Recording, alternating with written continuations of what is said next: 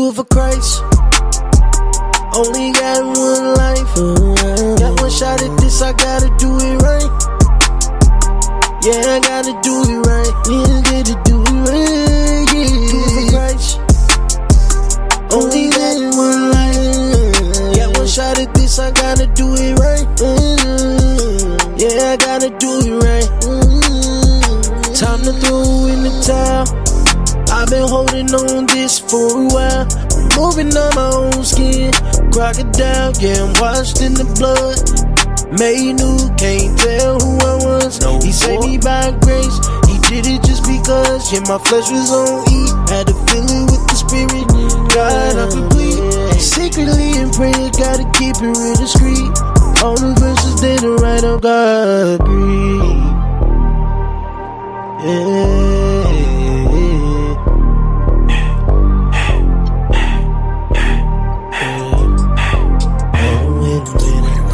For Christ. Only got one life. Welcome. Hello. Welcome, Marriage Wednesday. Yes, welcome everybody. Hey, congratulations to you for joining us once again. Yes. God bless you. We're so glad you on. Yes, we are. Such a beautiful day. Oh my goodness, such a beautiful day. Oh man, this is one of them days where you just want to sit outside, get a nice blanket, sit in the grass, go to the park, Take your shoes off. take your shoes off, relax a spell. Oh yeah. But today we're going to be talking about financial decisions. Oh yes. Mhm. We make a lot of those. Yeah, yeah. And so these are the type of decisions that are either going to build wealth, or they're going to build a whole lot of stress. Oh man. And so we choosing wealth and not stress. That's right. In a big way. Yeah. And so the real deal is, are your financial decisions building for your future, or are they draining your future? And we always sitting here having conversations about money. Usually many couples, in all of the transactional action, most couples only around each other like 15 minutes a day of real time that they're around each other. Is not That's completely so true. transactional. How much of the time that you spend near each other has some kind of financial undertone to it? Because every dollar we touch is either planting a seed or is pulling some weeds. Oh wow. And so That's good. Right there. that's it. I know. That is I know. good. I know it. Planting some seeds or Oh, pulling some weeds. And in marriage, you know, money isn't just like, it's not just math. Yeah. You know, it's really how we trust each other. It's our vision together. Oh, yeah. It's our unity together, how we flow together. Yeah. And so the truth is, there's a lot of couples out there, and I'm not saying nothing because I feel like we've been the main ones in these shoes right here. Yeah. You know what I'm saying? Couples who aren't broke because they don't make enough money, Yeah. but broke because they don't make decisions well together. Oh, that's Or so true. the decisions we make together are decisions that ain't helping us to win. Wow. And so today we're going to be talking about financial decision making in marriage, Okay. making decisions together, not complicated decisions. Just We're talking about clear decisions. We're talking about making powerful decisions you can be excited about, and decisions that's going to help us to go to the future. So if you're going to rock with us today, we're going to be talking about decisions, and this is a big deal. Yeah. Did you know? Joy going to hit you with this statistic. See, now we're getting statistical on y'all. Statistics for you. Come So on. 72% of couples say money is one of the top sources of stress. 72%. That's a lot. 72%. That's crazy. I know it to be true. Wow. It's because money stress is real stress, man. Even if you financially independent or you have some different things going on with your finances and you feel in a comfortable seat, it's still always some stressful lives. Yeah. There's stuff that pops up, Big life. and it's hard decisions you got to make. And like, how do you make those hard decisions about money as a couple without beefing? Right. Now, I don't want to be beefing with Joy over no funky little few dollars, man. You know what I mean? Over a couple hundred or $1,000. What the kids can do, what they can't do, what trips we can take, what we can't, who we gonna help, who we can't help. You know, who's gonna get this money or who's not. And when they come knocking on your door and sending you cash app requests, oh my goodness, it's like, you know, how you gonna act? And so, how do you make those decisions when the bill man coming? Yeah. And when the investment man is coming for their money. So these are real situations, real things. It is. And 72% of couples say that money is not just a regular source of stress, it's a top source of stress. Top. All right. Next, some couples who argue about money early in marriage are more likely to divorce.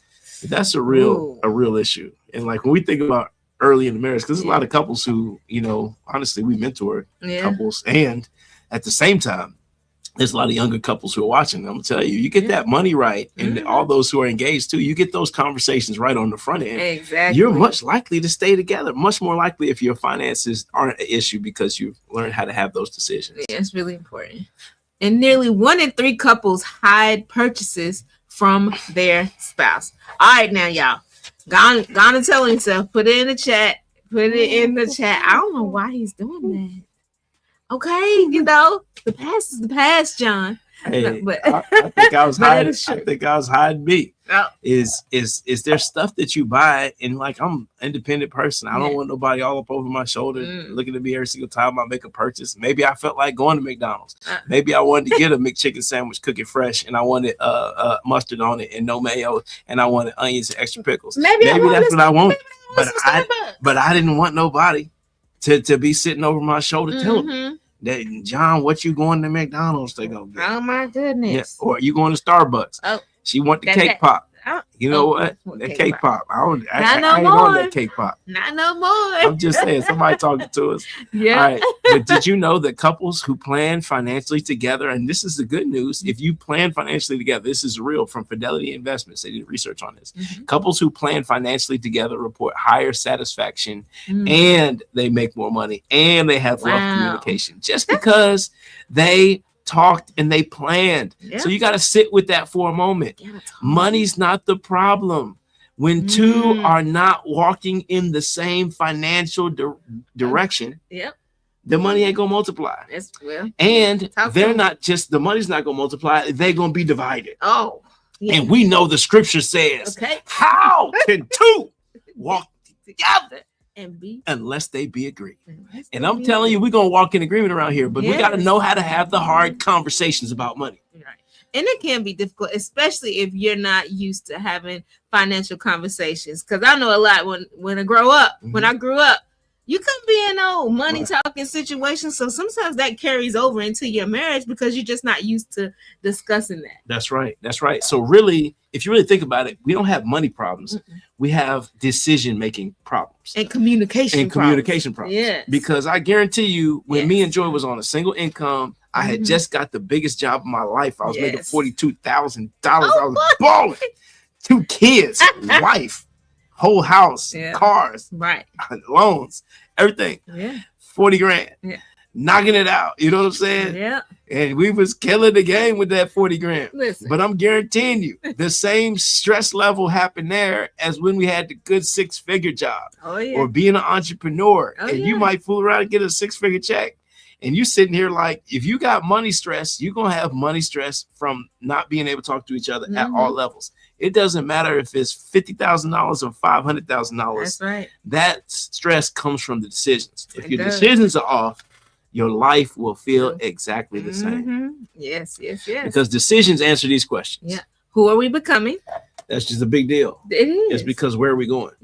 And most decisions fail because we lack vision in our marriage. That's right. We're not going there. We're not talking about vision. We can't but it's so important. Most decision making fails because we're not on the same page of where we're going. Like where are if we both was excited about going to the same place, of course we're gonna easily make decisions about money. It's like, look, I can't afford to I gotta get my hair cut once every 2 weeks because every week don't match with me wanting to get these properties. That's right. Or every week don't match with me wanting to be financially independent. Or every week I'm wanting to come off the job and open my own business. Right. And she wanting to never have to work corporate again. Well, guess what? You ain't gonna be able to get them twists in every single week. No, that's shellac. You might don't get the shellac. You may just gotta get the regular paint to say, just give me the paint. Go to the Walmart and get that paint. Y'all know what I'm talking about. You're gonna make some better decisions. You ain't gonna be even about because you got vision. Next is the second question is like, what do you value? And as a couple, are we sitting there talking about what we value? Because sometimes we lie about stuff. We say, oh, it's God first, and then it's my family, and then well, hold on. That ain't what the financial, that ain't what our bank account says. Show me your bank account, and I can tell you what's important. That's right. So taking the time to not just talk about it, that's right, but to write it down. And then where we kind of went, but where are we going? Like, Yeah, where are we going? Is another question. Yeah. So who are we becoming, and where are we going? That's right. And so if those answers aren't clear, money isn't the cause of it. Nope. Money is just going to expose it. Oh my goodness. And so we have to have those decisions, because bad decisions, they continue to compound. Yes. They just compound over and over. They like compound interest. Yeah. But here's the good part. Is good decisions compound. Yes. One bad habit every week, repeated every single week, becomes like a big old heavy burden. Heavy. It's a but burden. one good habit repeated weekly will become your blessing. Oh man, that sounded good. Come on. You need to put that in. That's ain't hearing you. One good habit. Come on. Repeated weekly. Yes. Is going to become our blessing. Yes, thank you. And this is a real deal. Whether it's a health habit, whether any kind of financial habit, if you both decided to pay for the gym membership, if you both decided to hold off on getting that new car, if you decided to cancel some subscriptions for a while, maybe I was going to read some books. You never know what it was going to be, those decisions, but those things will end up being a blessing in your life. And because what we see over and over again is that the couples who decide separately end up separated. Yeah. Oh, that's a bar right there. The couples who decide separately about money end up separated. Yes. We got to think about this thing. Can two walk together unless they agree? No secret spending, no silent pressure. That secret spending is a real issue. I'm talking about the secret spending. It is. Not just the Amazon spending. I'm talking about your secret spending. The reason why you don't want your spouse to be able to get your phone and get the Face ID. It's because you don't want them in your messages. Do you want them in your bank account? Right. There should be nowhere that Joy can't see. I turn my location on. I need me one of them good stalker wives. I need one of them wives who's looking. Matter of fact, I had to check Joy. I'm gonna show you. Now I'm talking big now. Yeah, hey, fellas, I had to check her the other day. I had to go ahead and check her. How'd you check? Because I was like, hold on now. Hold on, let me tell my story. Okay, so I had to check her. And I was like, look, where I'm at. That's why I asked her just like that. I said, where I'm at. And she was like, I don't know where you at. She's acting like she getting attitude. I was like, how you don't know where I'm at? What kind of good woman don't know where her man at when her man got a location on? What if something happened to me? I had to check her. Oh my goodness. And I said, don't you stalk me? She was like, no, just like once a week. And I was like, oh, I thought you stalked me more often than that. And she was like, nah, just maybe once or twice a week. Then it went up to twice a week. And I was like, oh, I thought it was more often than that. Well, it's not every day. Right. And so what I was saying, though, is that I'm giving you full permission to know where I'm at. If you need to get in anything, you can get in it. If you got all my records, you got all my passwords, you got everything I got. Anything I got is yours. Every access to everything. I'm not hiding nothing. And this will add such a level of wonder into your marriage, a level of excitement into your marriage.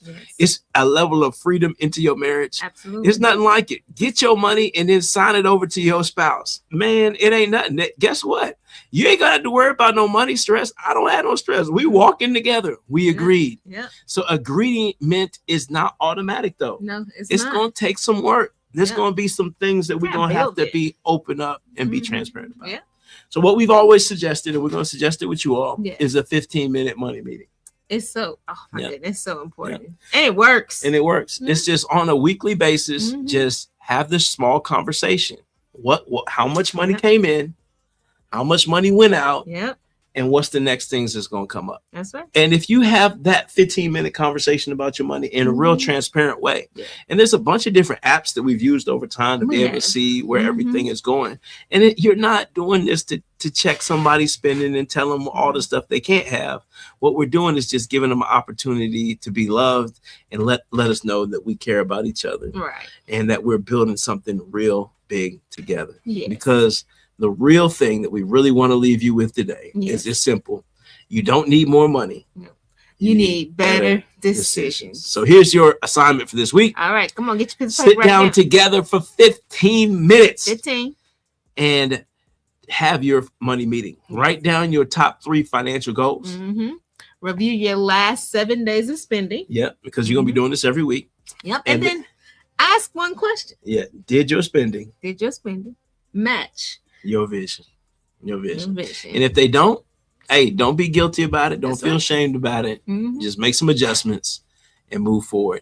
But if you're gonna move forward, you got to make sure you move forward together. That's right. Because we know that no matter what, it's always so much better together. God bless y'all. We love you. Bye, y'all. And we'll see y'all next week. Bye.